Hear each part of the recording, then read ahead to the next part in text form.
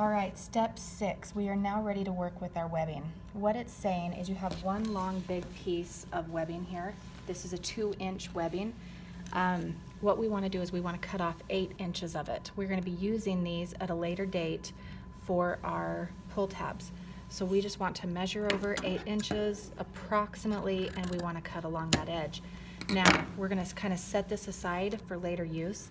But this edge that we just cut is going to start raveling and fraying. So because this is a nylon, it is heat sensitive, and we can just really quickly melt these edges because of that heat sensitivity, and just kind of tap it with your fingers. Be careful not to burn yourself because it is going to be hot. I want to make sure I do the same thing to the other end. This is what happens if you don't fray check those edges and melt them just a little bit.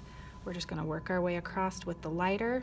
You'll have to ask your teacher for the lighter, and you're just going to kind of finger tap really quickly. While we're working on this, we'll just go ahead and do this to our 2 8-inch edges. We'll be kind of cutting this in half later, but we'll talk about that at a later step. But just to prevent these from continuing to fray and unravel as they are stored in our bins.